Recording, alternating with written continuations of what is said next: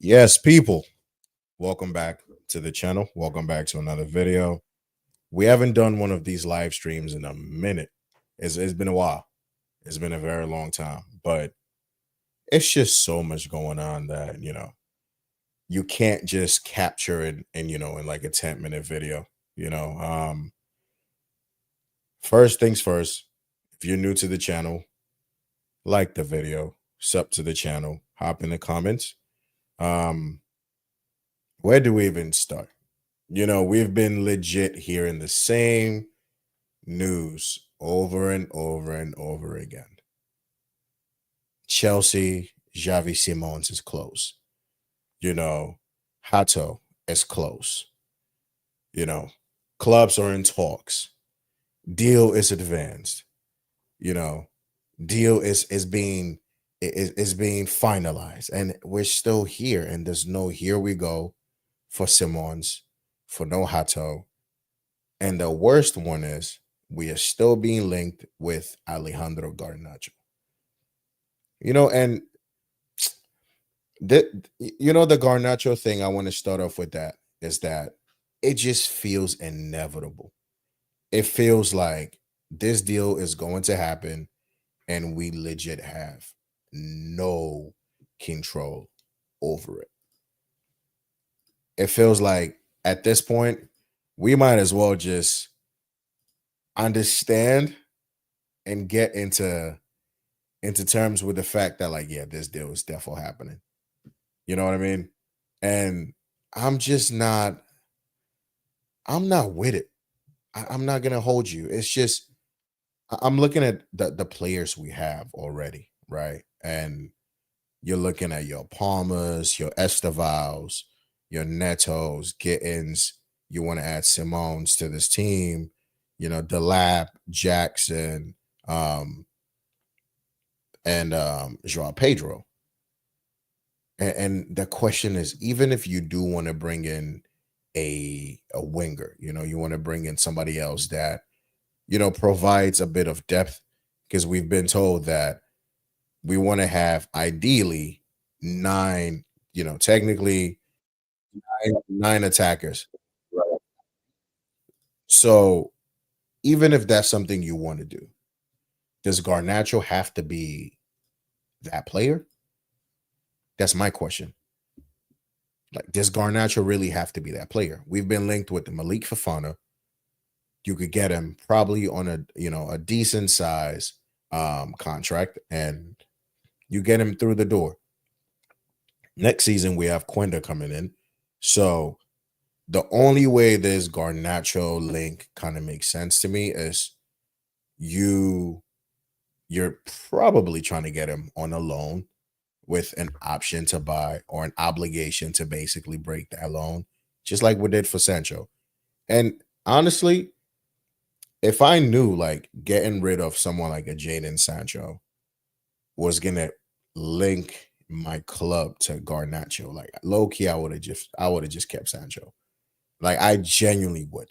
Now, I don't even want to look at the pros and cons, because yes, there's a very big upside to Garnacho being 20, being Prem proven, having a lot of scope to grow into.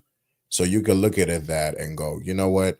Maybe when he leaves Man United, there's going to be a better player there. We've seen Jadon Sancho, Rashford, Anthony, just to name a few, left United, gone somewhere else, and flourished. So you can say, okay, cool. Maybe Garnacho could go in and do his thing. You feel me? Yo, what's good, Joe? Appreciate you for being in, my guy. Hope you're feeling good. Hope you're feeling good. But this whole Garnacho thing is killing me, because it's like, why? That's my thing. It's not necessary. Like, you watch Garnacho play, and it's just a frustrating type of situation. Like, he shoots when he doesn't have to shoot. When he has to shoot, he will pass it. When he has to pass it, he'll overplay it. And it's aggravating. Like, we legit had Mudrik going through kind of like the same, you know, fundamental issues. Like at some point, Mudryk just felt like he just wasn't cutting it, So we've legit gone from that to bringing in someone like a Garnacho, and for me, it's just it looks inevitable, but it's nasty. It's a very very stinky situation. Like genuinely, I'd rather keep Jackson, have Jackson as one of my nines, him Delap, and I'll just have you know Joao Pedro getting battling it out for the left, Neto, Esteval for the right, Palma, and Simone centrally. And then you're good. If hell, even Nkunku's still here, I would genuinely have Nkunku over Garnacho. So that link to me is very, very aggravating. You know, so much upside to it. Yes, he could come in, probably do really well, get sold, make a profit, but it's all down to how much Man United really want to sell this guy. If United are going to sell him for big bread, then just leave it alone. Walk away from that deal. Wait till like 2 days before the transfer window is about to be done. Go in with a loan, an option to buy. And I'm very kind of certain, they'll probably buck and give you the player. But even that is like, there's no need for Garnacho. There's absolutely none. Zero. Like, take into account as well, when sometimes when we play, you have Enzo Fernandez, being the Bucks crusher. So Fernandez pushes up with Palma, and then you could have Neto on one flank, or Esteval Neto, or Joao Pedro Esteval. I mean, you have so many options, but it's just Garnacho's not it for me. So sorry.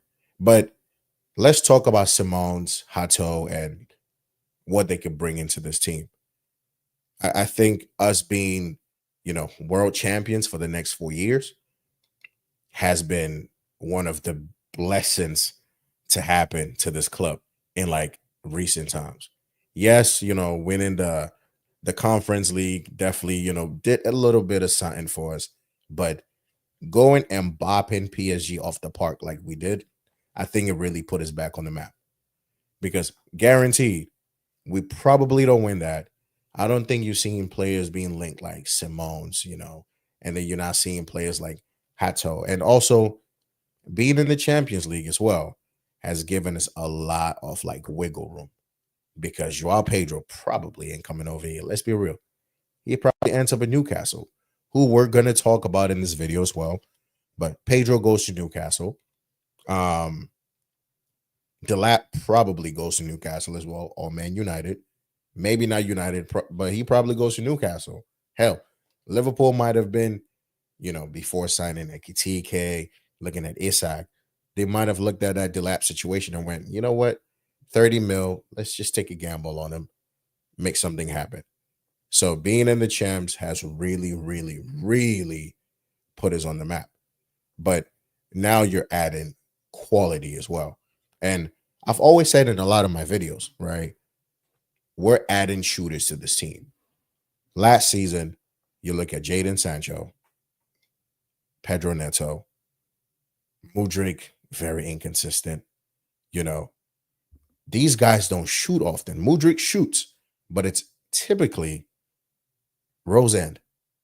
Now you're adding people who look like when they actually shoot, it's on target. Joao Pedro can shoot. Delap is a shooter. Esteval is a shooter. Gittins, shooter. Simons, shooter.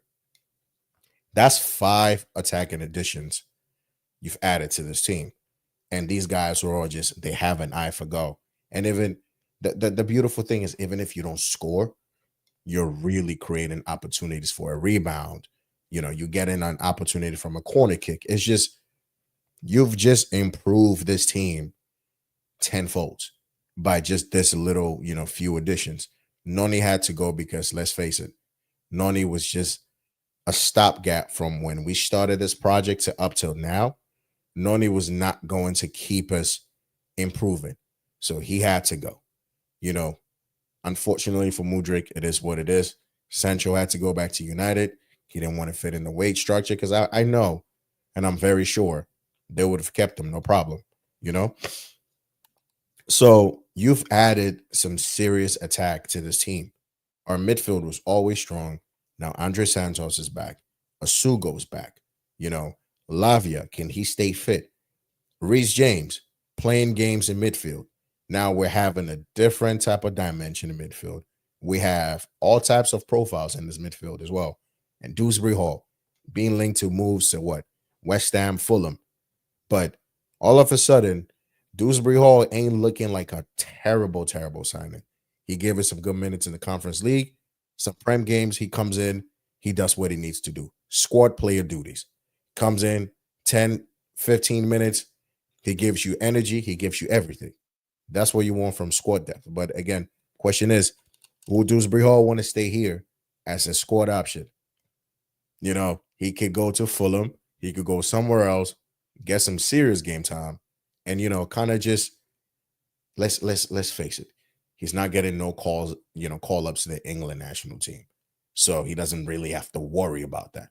But could he really go to Fulham, maybe like play lights out and be like, one of those on the outskirts of being called up? Potentially.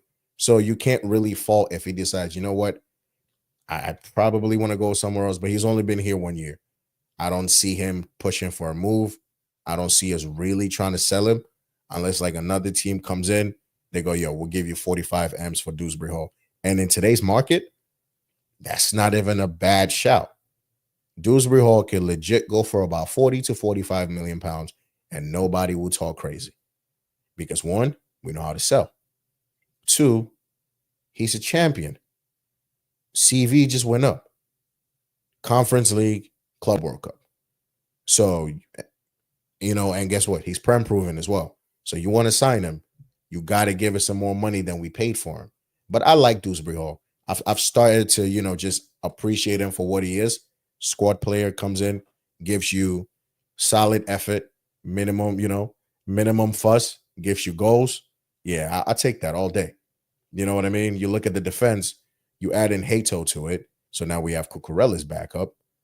Colwell steadily improving. And I would always take this opportunity to just shout him out and give him, his flowers.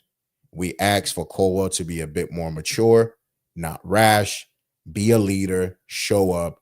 And guess what? In the last, 4 or 5 months, Colwell has been on it. Like he's been just class, he's improving steadily, but he's relishing, the competition. He's relishing the responsibility.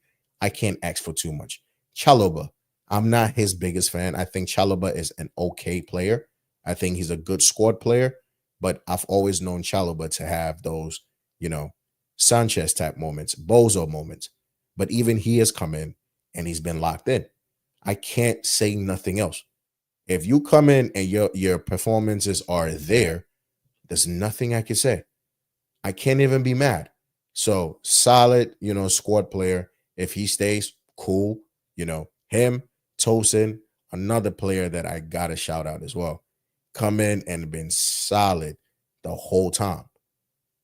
For zero, we paid $0, 0 million pounds, nothing free. This guy was free. Send Fulham another 0. That's how decent he's been. Right back. Gusto. I don't know if he's finally found his confidence, but after that performance against PSG, bro, you can't go back to being shit. Like, surely that performance, gave you some confidence to be able to just do what you need to do, right? So we're good on that. Gusto, James, Joshua Champong, we should be fine. So then my question now is, with the players that we've brought in, right? With the players that we're looking like we're still going to be looking at, you're looking at your Garnacho, which again, I don't really want to, where do we finish from now? Like, do we really, really give it a good challenge? Today we were being linked with Donnarumma as well, which, look, if you asked anybody a month ago, would you take Donnarumma or would you take Sanchez? I think majority of people say Donnarumma. Because let's face it, we've always known Sanchez has limitations playing out from the back. You understand what I mean? We've all been asking for an upgrade on Sanchez just for the fact that when you have a good goalkeeper, it just the confidence in the team is different. The chemistry is a bit different. With a competent goalkeeper, your team can push up really high. No one is afraid of like, the opposition taking shots at, Donnarumma, and you're scared. I know he's not great with his feet, but if you ask people about a month ago, would they take Donnarumma or Sanchez? I think an overwhelming number say Donnarumma. So he's not like a scrub either. Like Donnarumma is a solid goalkeeper. You know what I mean? He would win you games. That's for me. That's the thing I'm looking at. Will Donnarumma win me games? You saw his performances in the Champions League with PSG. Some of the saves this guy was making was ridiculous. I'm talking Courtois level type of saves, Allison level type of saves. So does he come in and make us worse than Sanchez? I could argue maybe not, you know? And if he can just improve that ball playing by like 10, 15%, you're straight. Like you're straight. You know, we have people that you could go long to. Delap, Joao Pedro, even Nicholas Jackson. So if you need to beat that press, Donnarumma could go long. If you want to go short, you have people that can receive under pressure in tight spaces. Lavia, you can't press Lavia. You cannot press Caicedo. Santos, even he looks like you can't press him. So all of a sudden, you have different outlets who can just get the ball, boop, done, gone. I think Donnarumma makes us better. Does it look like a transfer we're going to make? Maybe not. But I think it's still a shout. We're looking at Pendas being on loan for the next couple of years. Yo, I just know we've all wanted Sanchez out. He's been great the last couple of months, so you got to give him his flowers as well. Sanchez has been locked in. But even in that moment of him being locked in, you still saw Sanchez creeping back in. But I can't say much. If Sanchez is a second option, number two, no big deal. I ain't even tripping about that. Just give me a good goalkeeper who can fit what we want to do. Donnarumma stylistically, statistically doesn't really fit, but I'm just looking at the amount of points this guy could potentially win me, and I can't I can't turn my eye to that deal. It sounds decent. The goal is to always improve your team no matter what. So for me, Donnarumma, I could live with that. You understand what I mean? But with this team, I think we could set expectations a bit more closer to the end of the transfer window. But with the business we're doing, I think comfortably we should be in the top four comfortably. I think we should score some goals. You know, like I said, you've brought shooters into this team, people who can actually shoot. So I don't want to I don't want to hear it. People on this team have goals in them, and even one of the signings that people ain't really talking about, Gittins. I think this guy is going to be one of those like shock signings, almost like, oh snap, like we really didn't pay attention to his game.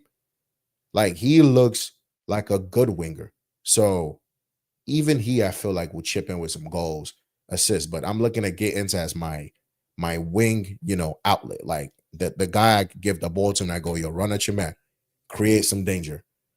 Cross with your left foot, right foot, shoot, cut in, shoot, left foot, right foot, shoot. And I think he could do that. So I'm excited about this team.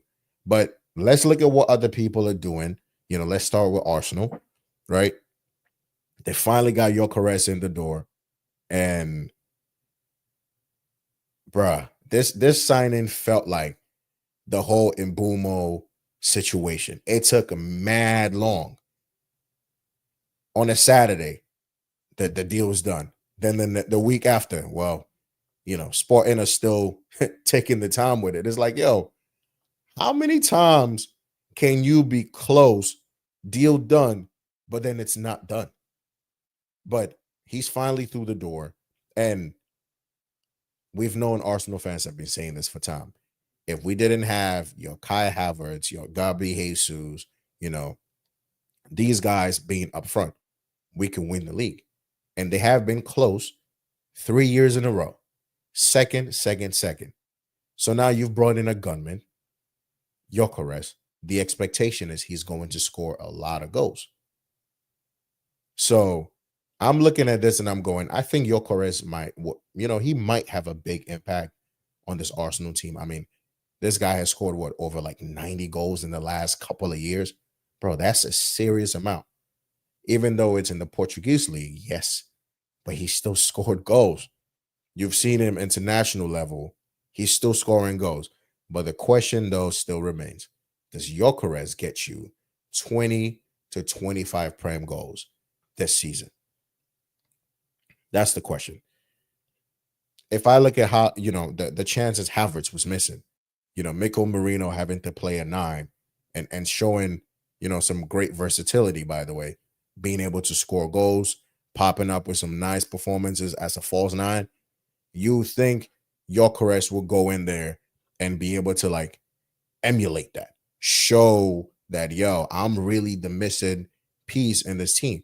They've signed Noni Madueke from Chelsea, which I don't understand that signing because Noni's not a good left winger. Like, he had that good game against Liverpool, and that was it. Like, genuinely, that was it. And you paid 52 million British pounds for that. Okay, cool.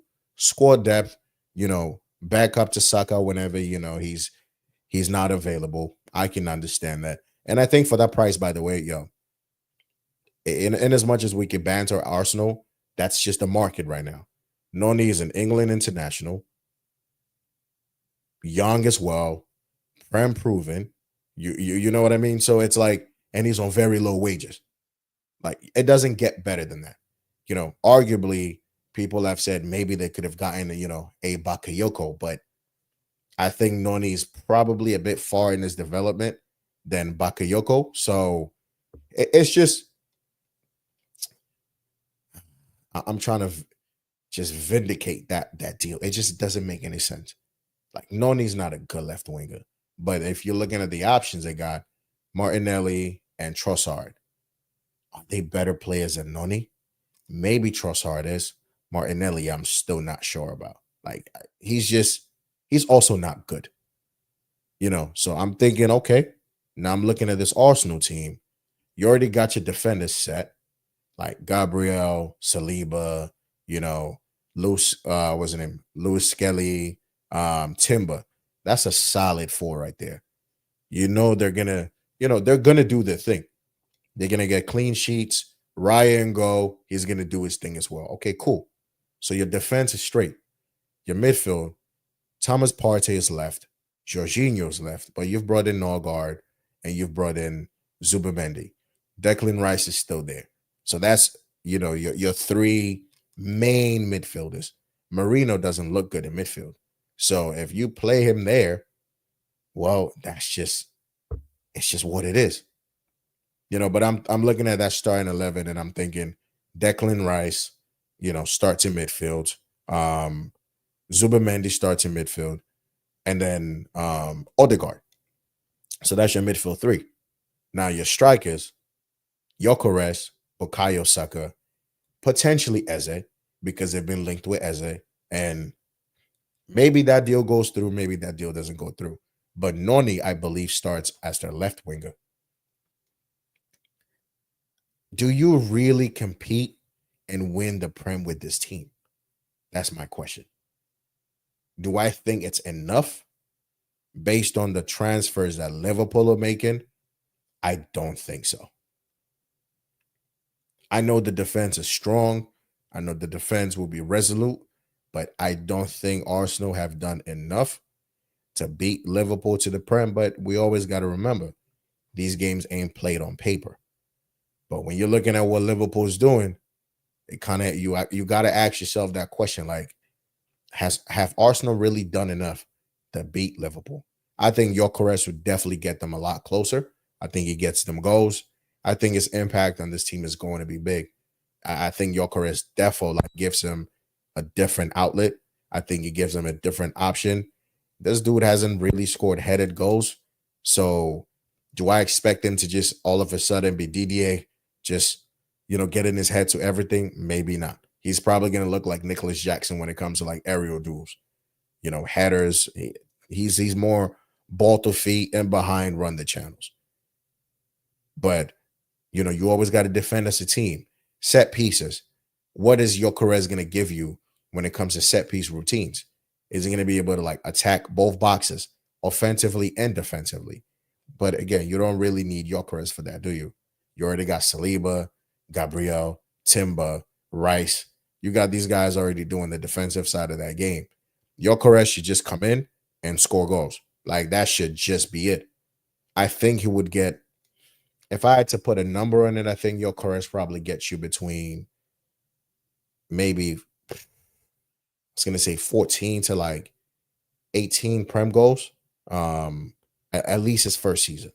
I think it gets you 14 to 18. Anything more than that, yo, I ain't got nothing to say. That's a solid return. Anything more than 18, you could say, okay, that's kind of successful, you know. But now your Gyokeres is getting you that amount of goals. Havertz can chip in, Marino can chip in, Saka can chip in, you know, Noni can chip in, Declan Rice could get you some goals. You're looking at Saliba, you're looking at Gabriel. Like, that's a decent amount of goals in that team. Do I think they compete and win it? I don't even think so. That's just my genuine opinion. What do I think Arsenal can do to kind of level the playing field? Get Rodrigo. Rodrigo might not score you goals directly, but he'll create so many chances. I feel like, with the way he plays, I think he would just make you dangerous, gives you a different kind of like element. But are Arsenal going to sign Rodrigo? Maybe not.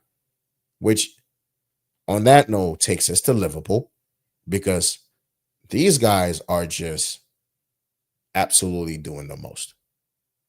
Like, Liverpool are just being annoying at this point. Like, they're just being annoying. Just annoying. Like, dude, you already won the league last year. You lost Jota. May his soul rest in peace, definitely. You're going to sell Nunes. Okay, cool. You sold Luis Diaz to Bayern Munich, which, by the way, who is making these deals for Bayern? Like, genuinely, who negotiated that deal?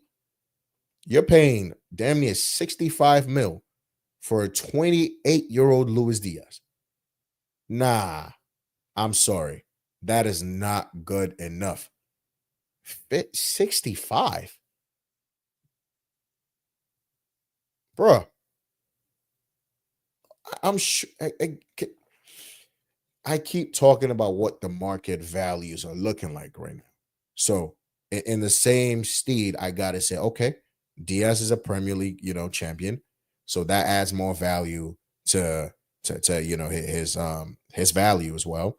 How many more years does he have on the contract? But then you start to look at the age. Diaz ain't he's at his prime right now. The best thing that happens is he probably hits some form, but then soon the decline might start to hit it. You remember Diaz had that injury to what, his knee, and he's still been good, but he's not been the old Luis Diaz. But paying 65 m's for that is wild. Like, I'm not paying 65 m's for Diaz. I'm sorry, that's just too much money for a guy who is going to be 29 soon, 30 in a couple. Bro, like, you could spend 65 m's a bit better somewhere else. But long story short, Liverpool got him out. They brought in Ekitike. They brought in Verts, Frimpong, Kirkes. Mamadashvili was bought, what was it, last year? He's in, you know. So then you're looking at this team, and they're going to add Isak to this bullshit. They're going to trying to add Rodrigo to this bullshit. And it's like, yo, leave something for the rest of us. Like, real talk. This is the greed they talk about in the Bible. And Liverpool are just showing us how greedy they are. Because why? Give us something, bro. Like we're gonna be fighting. We're going to be going into war with Liverpool, and we're bringing chopsticks, and they're bringing cannons. This is how it just feels like.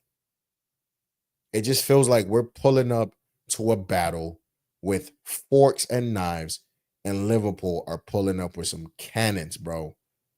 Like it's just you add Isak to this mess. Verts, which I want to be real about something, right? I'm looking at this transfer window for Liverpool, and I think Verts coming in, big, big, big signing. Isak coming in just tips the scale. But I'm looking at Frimpong and Kirkes, and I'm thinking, okay, yes, they needed a fullback. They lost Trent. Does Frimpong really give you anything that Trent gives you? I don't think, not even remotely. Trent was legit one of the most creative hubs in this team, directly and indirectly, just with how they played. Like Trent could just get Liverpool from defense to attack with one pass. Legit one pass and Liverpool are in. So I'm thinking, okay, that might kind of impact the way, they create chances. Verts is coming. I think Verts is gonna do his thing in the 10. But the danger Trent was from just fullback was ridiculous. He's not a good defender, but going forward, Trent was just different. So I'm thinking, okay, Frimpong, good fullback, but I'm not impressed. Kirkes, I thought was pretty good. But then here's the question. Was Kirkes that good because Bournemouth as a team were good, or is that his level? Does Kirkes maintain that Bournemouth form to Liverpool? That's what we got to find out. Like, I know he's very tenacious, quick, strong, has a nice, wicked delivery on him, and can get a goal as well. So I'm not saying it's a bad signing. I think Kirkes is actually a solid signing. But between Robertson and Kirkes, do you really is that an upgrade like in a certain level? I think yes, on a scale when it comes to like age and being able to defend and all of that. But the creativity that Trent and Robertson were giving this team were actually it was good. So Kirkis, I think, is okay. Frimpong, not really impressed, but it's Isak and Verts and Ekitike. I think that's where the problem lies. Those three alone coming in will give them something up front. Isak will guarantee Liverpool easy between 17 to like 22 Premier League goals. Verts, might give you like 5 or 6 or 7 from that position, maybe another like 8, 9, 10 assists. That's already about 17 goals and assists. So you've already added those numbers in. When Soboslai played that position, didn't really give you much offensively. Defensively, off the ball work, energy, all of that. Soboslai gave you that. But now Words gives you an upgrade in that area. Salah is going to do his thing. Would he get you 40 goals and assist? We don't know, but he's going to give you at least 30. You can bank 30 on Salah to just do his thing. You ain't got Luis Diaz's contributions, but you could get that from Cody Gakpo as well. So Gakpo is going to contribute. They do need, other people to come in. Ekitike, how many goals is he going to give you in that Liverpool team? I'll say anywhere between like 10 to 15. And that's being a bit generous because granted, that's his first season. But all of a sudden, that's goals in this team. Now you got to talk about their depth. Center backs. They got Van Dyke, Konate, I think Gomez, and that's about it. So who do they bring in for that position? Left back, I think they should be fine. They got Robertson, they got Kirkes, they got two in that position that should be straight. Right back, Frimpong, Bradley. It's really a toss up. You know what I mean? Bradley is also good, but is he that good defensively? Frimpong is good offensively. Is he that good defensively? It's just a toss up in who you want to play. Midfield, they got Gravenberg, McAllister, Soboslai, and Endo, and Jones, I believe. That's 5. Do you need more? Maybe not. But then we're talking of defensive midfield options. This Liverpool team will be really nice going forward, but you're going to need that balance in that team. So, do you then play, Gravenberg, McAllister, Soboslai, Verts off the left, Salah off the right, and Isak through the middle? I mean, you could run it and it probably would work. But the thing is, Verts won't be as dangerous off the left as he would centrally. He'll still be good, he'll still be quality, but I don't think he'll be as dangerous, centrally. So then now you're thinking who drops out of that midfield? Is it Soboslai that's dropping out? Gravenberg is definitely not dropping out. So it's going to be Gravenberg, McAllister, Verts as your three, and then Gakpo, Salah, Isak up front. That's goals. Has Arsenal done enough to upset this Liverpool team? I don't think so. Them adding Isak to it, looking like they want to add Rodrigo, they want to add Gay to this madness. Yeah, I'm definitely gonna say Liverpool are favorites for this league title again because that's just Liverpool. That's just Liverpool. They have gone about their business the smart way. They're showing some serious ambition, bro. Like we've never seen Liverpool do this before. They're over here just like Lil Bro in Newcastle, left, right, center. I mean, this whole situation with Isak and Liverpool and Ekitike and Newcastle, it's like it's unreal.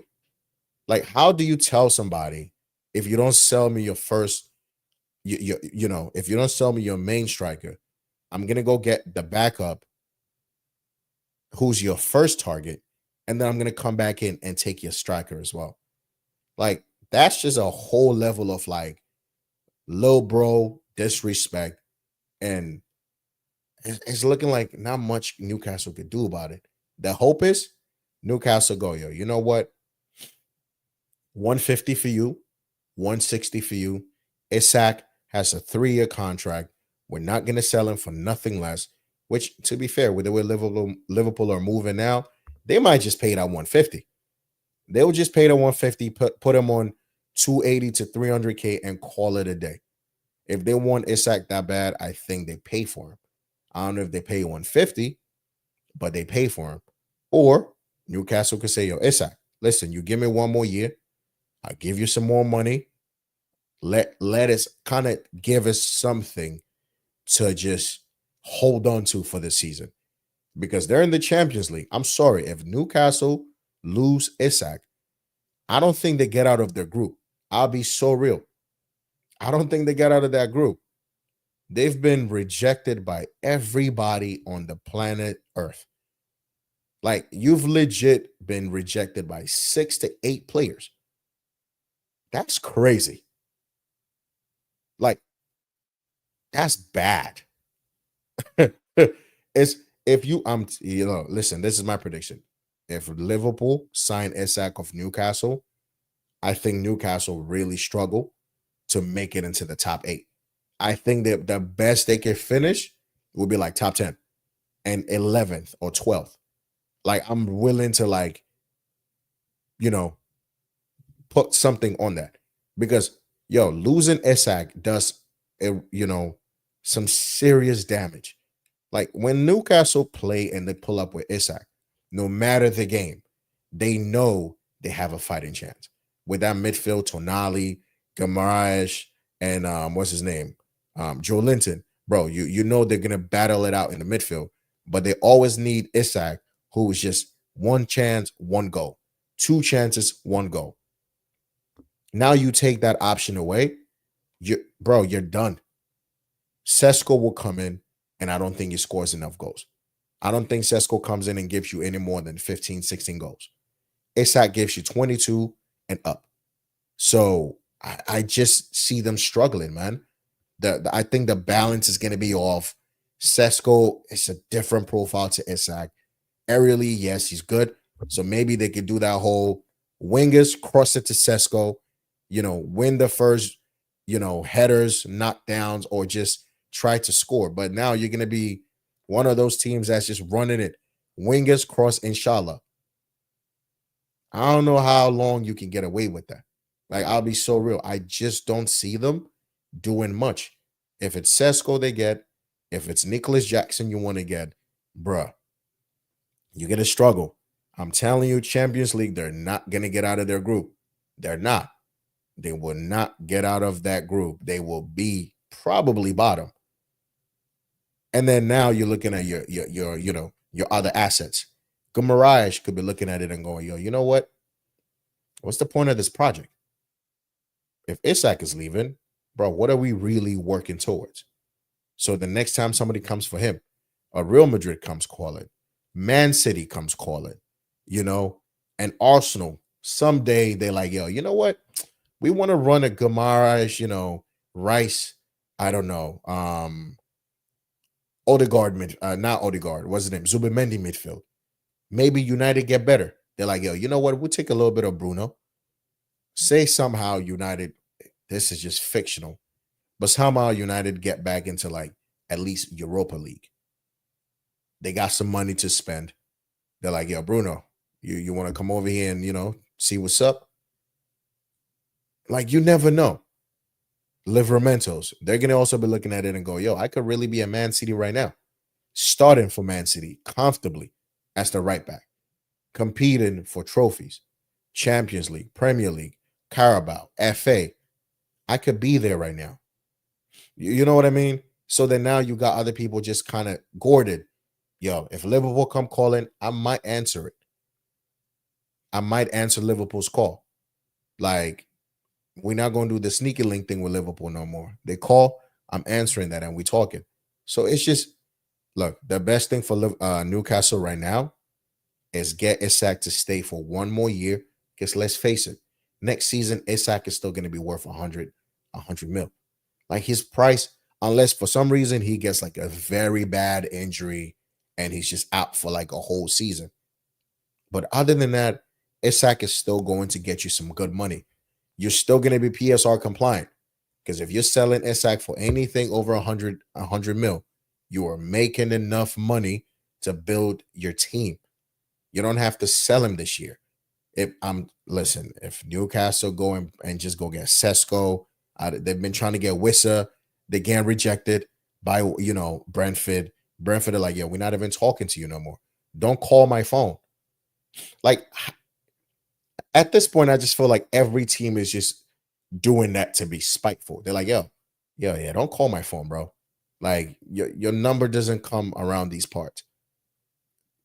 Like, if everybody's rejecting you, even Brentford are like, yo, you got to give me 50 mil because now they know you're desperate. Brentford could ask you for 50 M's because you're desperate. Isak is going to be leaving. They feel like you're going to be getting a nice low, cash flow in. Give me 50 for Wissa. I know you need it. I know you don't have a striker, so you have no option but to give me that bread that I'm asking for. I feel like if anybody else went to Brentford and said, yo, we want to talk about Wissa, maybe they'll play hardball because they just sold Mbumo to United. So they'll play hardball. They'll be like, all right, yo, you know what? We just sold Mbumo. We ain't really trying to lose Wissa. Our team is getting decimated left, right, center. But we have it. And that's another thing. This whole gentleman's agreement that a lot of these teams keep having with some of these players. Bro, we've seen in so many situations where it's a hard situation for you to get out of. So I don't know why they keep doing this gentleman's agreement. Have that joint written down in your contract. Because when the time comes for them to honor a gentleman's agreement and they feel like they're not getting the kind of money they want, they're not letting you go. And there's nothing you can do. You still have a contract. Like, does it suck? Yes. But you just shook hands on it. There's nothing you can do. I feel like if any other person went to Brentford, yeah, you pay like a low 30, 35, maybe 40, but like 50 is steep. Like, Wissa's contract expires next year. So he has 1 year. I don't know if he has an extra year to be triggered, but he's 28. You understand what I mean? There's no serious value in paying 50 mil for someone who's 28. Like, this doesn't make sense. But Newcastle are just getting rejected. So for them, best case scenario, you keep Isak. Worst case scenario, you let him go, which, by the way, will be just a wild situation. Not only did they punk you for your target, they took your target, they took your main, and now you just there. Nah, you got to save some face and you got to fight back. If they let Isak go, I'm calling it here. They probably finish 10th. That's just how I see it. Maybe worse than 10th if they don't get out of their Champions League group. If they do, hey, they beat the odds for me. United, they've signed Cunha and Bumo. That's 30, about 30, 35 goals just by these two guys. So now they've added goals to their team. Are they going to be owing the Premier League goals now? Or are they really going to be in the, in the positives now? Because for the last 2 seasons, they've been owing, they have some serious debt they got to pay. You brought in Mbumo. You brought in Cunha. Now you're being linked with Nicholas Jackson, Sesko, Watkins. Who genuinely is the best fit for this United team? Because when you watch, like I was watching was it the Big Six today, and the conversation was Sesko probably is the best option for United, but I believe Saeed was like, nah, Watkins needs to be the guy we're looking at right now. And I guess the argument is, okay, well, Watkins is not getting any younger. Why wouldn't you want to build a team for longer? Like, Sesko can come in, give you longevity, and you can build around him. But I'll be so honest, I hear both sides of the argument. And if you're looking at a Jackson, a Watkins, or a Sesko, see, me personally, if I was a United fan, I would want Oli Watkins. Because for the now, like, I get it. Sesko will be here long term. Watkins maybe gives me 2-3 years max, right? Gives me 2-3 years max, and then I got to replace him again. But if I'm trying to move from 15th to anywhere in the top 10, I need guaranteed backsmen. Like, I need somebody who's going to guarantee me some goals. Because now, if you move and you hop into like some European, spots, and you make a big push to like Europa League, now that's some money coming in. You understand what I mean? You could be able to attract a different kind of, um, different types of players to your club. Now people are looking at it. Okay, you know what? It's Europa, but you're in Europe. I could be the guy that comes in, adds to the top of whatever you got going on, and we could push for a Champions League spot. Champions League is what is five top five now, so you can look at it and go, okay, with a team with Watkins, Mbumo, Cunha, that attack alone, can it really push me from 15th to 8th? No, it's not impossible. Like, everybody starts off the season on 0 points. Let's not act like they got to start fighting from 42, 43 points to getting up to like 65, 70. We all start at 0. So they have every single fighting chance to have some points on the board. Sesko, for me, I think he's going to need some time to get a grips, with how United want to play, their culture, the country, all of that good stuff. Watkins, for me, comes in, and from jump, he's giving you consistency ish. Watkins can legit give this United team about 15 to 18 Prem goals, maybe a bit less or even a bit more. But you're getting from 12 to 18, 19 with Watkins. You get another, what, 10 to what, 14 from Cunha. You get the same from Mbumo. That's already about 35 plus goals already from your forwards. Now you're looking at, Diallo, Bruno Fernandes, Xerxes, Hoyland, Maguire. You're looking at all these people to try to chip in with goals. Mainu will probably get you a goal or two from midfield.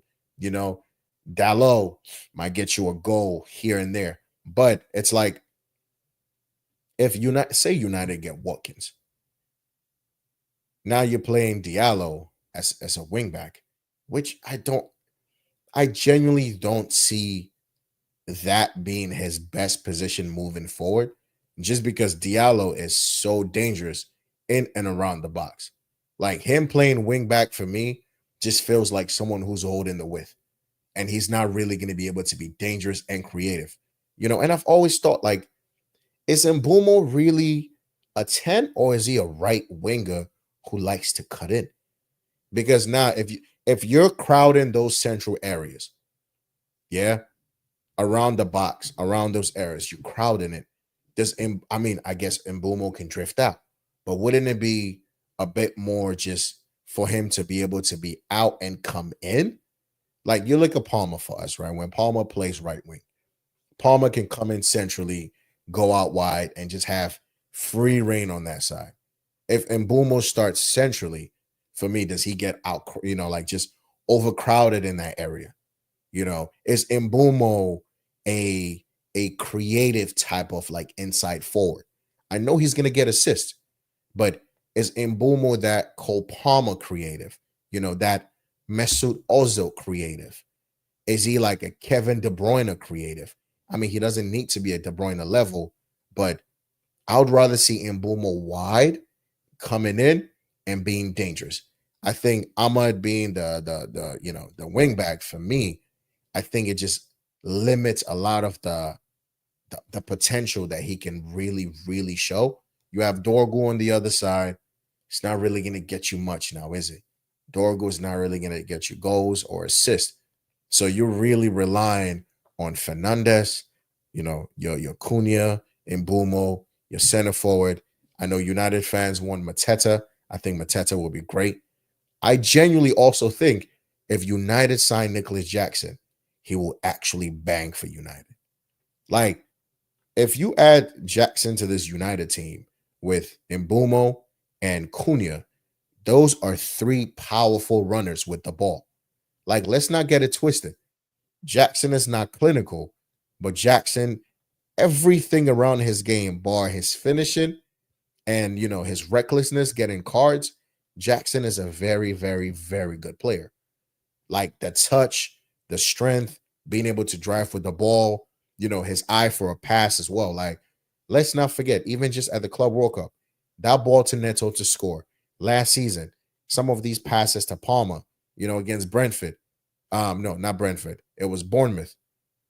Like Jackson can pass the ball. He can hold up the play. He can do the link up thing. You can have Mbumo and Cunha running off of Jackson. Mbumo, Cunha, Watkins. You got Ahmad. Bro, I really think that's actually a very like dangerous situation for United if they get Jackson. Like, I'm not even gonna be like, this is not trolling. This is not even trying to like prop up Jackson. I just genuinely think Jackson goes to United. He gives you better all-round play than Xerxes and Hoyland. Jackson outscored Xerxes last season. So why are we acting like he ain't got goals? And now you have people who can just focus on doing the finishing and Jackson doesn't have to? Bro, you're going to be cooking. Question is that midfield balance, though. Who are your two midfielders? Is it going to be Ugarte and Bruno Fernandes? That's not good enough. Defensively, it's not strong. Mainu is not strong in there as well. Mainu ain't a central midfielder. Arguably, people have said like he's a 10 or Mainu could have been a winger. Mainu's not creative enough to be a 10. He's not quick enough to be a winger. So that's the enigma. Where do you really play Kobe Mainu in this team for him to flourish? Do you play a 4-3-3 with Mainu as, almost like your box to box, but then he's not even that. So it's like, what's Mainu's best position? It's not creative enough. I don't feel like he will get you a few goals here and there. You want him to maybe box, but that's not his game. So it's like, where do you really fit Mainu into this team? Like, low key, Mainu would just have to be like a bench player, bro. Like he's not. I don't know. Yo, Kofo, I appreciate that, bro. But yeah, Mainu, I don't know. Like, where do you really play Mainu in this team? You know what I mean? He's not creative enough. I don't. It's weird. Like United's midfield, legit. You need the profile of a Baleba from Brighton, Leslie Okuchukwu. Again, I am not trolling. United need a player like Leslie Ugochukwu in that midfield. Can you go to like Saudi and see if you could get Conte on a free? Like real talk. Because you bring in someone like that to hold your midfield down, yo, you're set. Like you're good. So I think United's midfield is always going to be the thing for me this season. That kind of just lets them down. I just don't. I just don't see it, man. I see them being able to like score goals and create, but that midfield for me is not good. I just don't know how they get the balance right. And if you're already playing, a 3-4-3 with Ahmad as a wing back, Dorgu as a wing back, Cunha and Bumo, your striker. Now you're two midfielders. Is it going to be Casemiro and Bruno? Casemiro Ugarte? Questions. It's just a lot of questions about that midfield right now for me. And I just don't know how they're going to do it. So, in as much as I think they're going to get goals, I think the midfield is always going to be like super open and they're just going to get killed in transition. Like Ugarte is not the quickest. Casemiro is not the quickest. Maybe your defenders can be able to do something for you. Delict, Yoro, Lissandro Martinez, Maguire. You still got Onana in goal, just not good enough as well. I don't know, bro. But I like the two, attacking signings they've made. I think these guys are going to add a lot, especially in Bumo. I think it's going to add a lot of quality to this United team. It's just hopefully it just turns out well for United. Like genuinely, like I'm kind of scared for them, low key. But we'll see how that goes. Let's talk about Tottenham, and then we'll just wrap this up. They got Kudus. We were there. We saw the here we go for Gibbs White. And now the same thing that happened to us with Olise happened to Tottenham. Got the here we go, triggered a release clause that we don't know if it was not supposed to be known by anybody, if it was a secret release clause. But long story short, Forrest were like, yo, we're going to take you to court. Allegedly. Tottenham are like, never mind. We good. We don't want the player no more. Gibbs White extends his contract just like Olise did with Palace. So now all they got is Kudus. I think Son is leaving.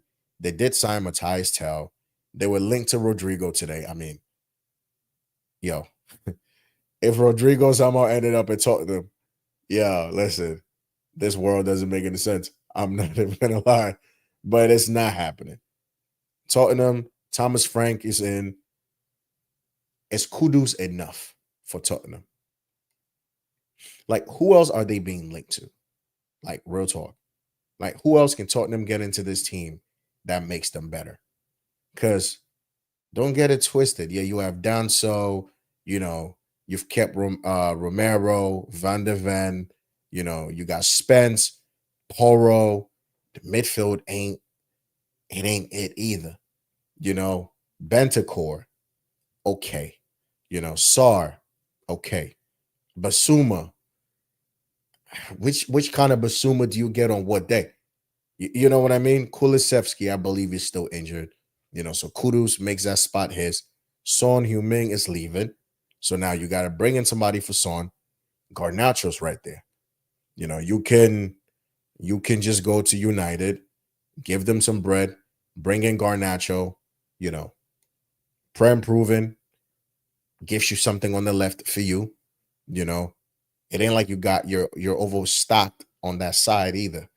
And then you run Solanke, or you play what's his name, Johnson in that position.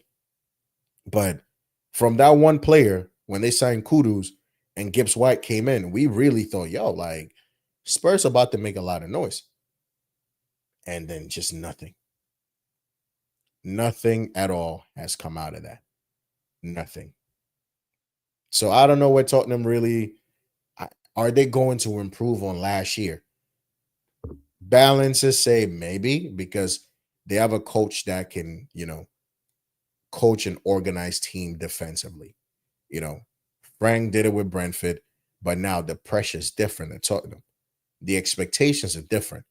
So does that make him potentially overthink things? Does that make him maybe do things that he usually wouldn't have? Is he going to still trust his instincts that he had at Brentford? Because at Brentford, let's face it, the pressure is not going to be as Tottenham it is. It's not like you got to qualify for, Europe every year. So you can comfortably do what you need to do. Let me check Chelsea Dodgers. Let's see. Um, let's see what you're saying, Jojo. But yeah, Tottenham, like it's not like at Brentford, he could just be chilling and not really have to, have to do much. But now that it's different. It's a different type of situation, and he has to. I think he has to buck up his ideas. Okay, so this was Hato. Let's pull up Chelsea Dodgers. Okay, share this on the screen. The Chelsea deal for Jared Hato is at the final stages.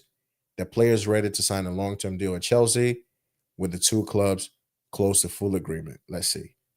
So yeah, that's what we got. And that's another thing. We're still here. It's getting close. Close. Like, I think this deal gets done, by the way. I think Simmons also gets done either by today, tomorrow, by the end of the week. These two guys should be signed because our first team, they return back for what, preseason next week. So these two guys should already be in. But it's a good thing we get into backup for Cucurella. That guy was a beast. And I'll come back to Cucurella in a second. But good deal. Anywhere between 34, pounds, 34 million pounds as reported. Steal. 19, has a lot of games under his belt. Captain of Ajax. Like, our scouts, when they do get hits, they do get hits. They don't do a lot of misses. Sometimes, yes, we get the few duds in, but the beautiful thing is they're still able to flip them. You understand what I mean? They're able to flip them, and we're good. We're back in business. So I think, what was it, over the weekend? We got the here we go. Well, technically, not the here we go, because I think we got that today. We got the news about Joao Felix going to Al Nassr, and everybody lost their mind. How is Chelsea getting 48 mil, 30 million euros, up front, about another 20 in add-ons, and then on top of that, we're getting a sell-on clause, and he's only signed for 2 years. And that's the thing with Chelsea, man. For some reason, we can always get the best deals for our players. Look, Joao Felix goes to Saudi. Felix is a Portugal international. You look at his social media, the guy has followers, and he's also a face that has been around the game for so long. Atletico Madrid, went to Barcelona, to Chelsea, like he's got clout, and Portugal international Cristiano Ronaldo, like that connection is right there. So we can sell Felix for that much of money, Benfica, the money that we're giving is was just disrespectful with it, So we're always going to be able to sell. And that's one of the consolations, that if Garnacho comes in and he doesn't hit, because next season we got Quenda coming in. So if Garnacho comes in and he's not good, he's getting moved out the door, like Noni Madueke, Felix, and Kunku still being touted to leave.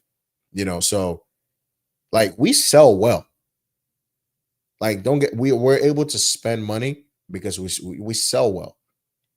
So I think we'll be fine. But Tottenham, like I said, I don't know what they're about to do for the rest of the window, but they need to add, some quality to that team. Because that 15th position, no, United was 15th. I think Spurs was 16th or 14th. I think they were 16th. And if it wasn't for the other teams being very, very poor, these two teams are in a relegation battle. Like, real talk. So they need to, I don't know, but they need to buck their ideas, Like they need to do what they got to do. I know I said Spurs was going to be the last bit, but let's throw in Man City and we out of here. Man City, you look at their transfer business. Reindeers, Ain't Nori, Cherky. Who else did they bring in? I believe that's it. Are they going to challenge That's another team that are they going to challenge next season? They've upgraded the team. They've added some serious quality. Reindeers or Reindeers, whatever Randers, whatever his name is. I'm sorry. Cherky. We all like Cherky. You know, Cherky is a very good player. Is he going to get ample opportunity at Man City to kind of show us what he could do? We don't know. You understand what I mean? Marmouche came in last season. He's got a whole year, to almost like 6 months and up to just get accustomed to it. He was actually pretty good. So Marmouche, keep that form. Holland is always going to get you goals anywhere between 25 to 35. Homeboy is always going to be there. Savio, he needs to step up. Doku needs to do better. You know, that defense as well is looking real stinky. I mean, the fact that they had to go get Trafford from Burnley, and don't get me wrong, I don't mind teams signing players from teams like Burnley. We signed Gary Cahill from Bolton, and he was one of our best center backs. So I don't genuinely care where he's from, but Trafford ain't like one of the best goalkeepers. I think it's one of like maybe the good or the better prospects. But if you lose Edison, who's going to be, I think, leaving next season, does Trafford do enough to like complement that team? You know what I mean? Like, is he what Man City need? Which is another rejection Newcastle had again. Just, bro, I'm not even going to talk about Newcastle again. It's sad. I'm gonna shed a tear for them. But does Reindeers come in or Reinders come in and give Man City, that midfield, boost that they need? Like Kovacic, as nice as a player he is, not enough output. You know, like Kova is a very good ball, carrier, decent defensively, but it's like, yo, they needed a refresh. Rodri came back from injury, hasn't been looking like the Rodri, but look, he's got to get some preseason. Came back from a nasty injury. He needs some time to get back into it. So do I think Man City challenge for the league? It's going to be difficult. With their business they've done right now, it's going to be very difficult. Ain't Nuri, one of the really good attacking fullbacks. Defensively, he's awful. So at least what City could do is, you could still have Ederson and go, Ain't Nori left back, Nunes right back, because again, they don't have a right back. You can have Gavadio center back and a Kanji because what's his name? Louis is it Diaz? Their defender Diaz. He's not been looking great either. He just ain't been looking like it. Johnny Stones, we don't know where he gonna be. Is he gonna be fit? Is he gonna be available? What's the situation like? So I think Akanji, Gavadio, your two, is it Kuzanov as well? They signed him. It's just, yo, it's just a mess back there. But at least with the nice low base, Gavadio, Akanji, Nunez, and Ain't Nuri, you could get something out of that four. Like you genuinely can. Nunez is not a right back, so he's not gonna play that role like one of them. But what can you do? Livermento then wanted to sign. Newcastle said no, but who knows? They could probably revisit that situation if Isak leaves, and I would if I was Man City. Midfield, Randers is gonna be there. If Rodri's fit, he's gonna be there. Who else you play in that midfield? Do you play Kovacic?